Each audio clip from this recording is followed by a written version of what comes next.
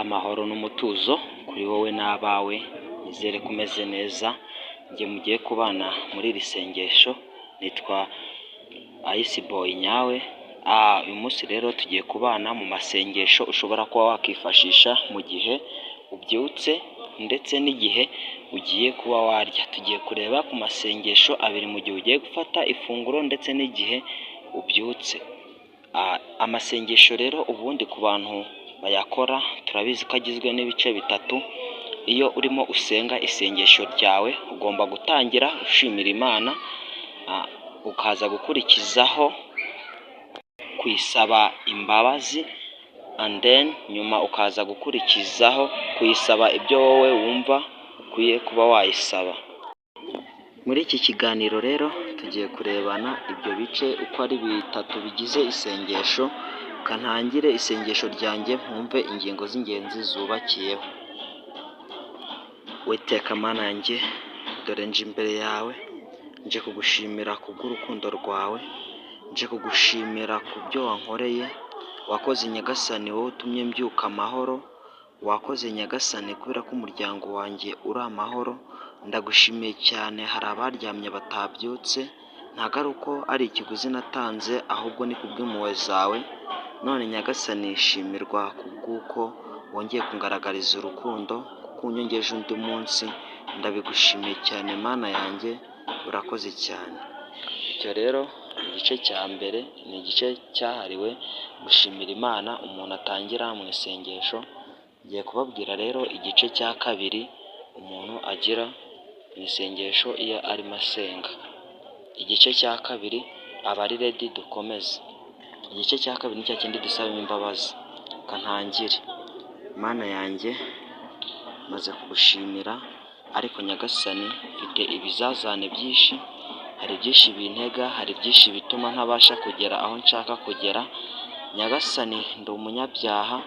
Nyagasani, ndagusaba imbabazi z'ibyaha nakoze ku munsi wawe wabanje. Ndagushimiye cyane Nyagasani kubera yuko ukunda kundinda.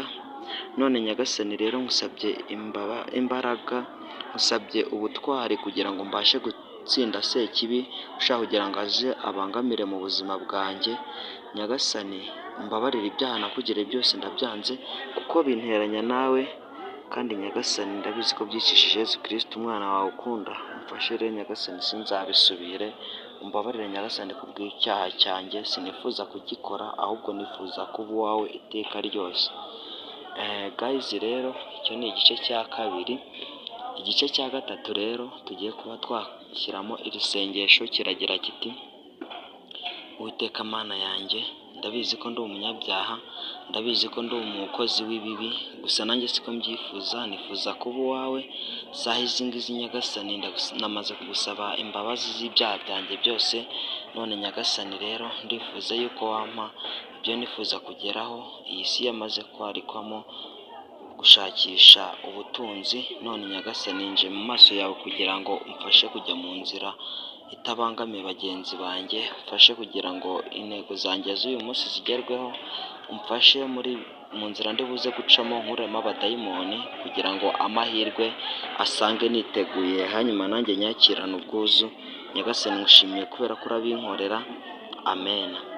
Guys rero iryo ni isengesho ryacu rigizwe n'ibyo bice bitatu uko nabibabwiye.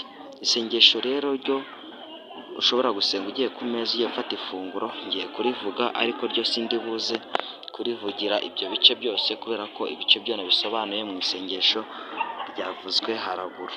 Isengesho ryacu riragira kiti: abiteguye nimuze dukomeze. Okay. Uwiteka Mana yanjye, ndagushimiye kubw'iri funguro umpaye.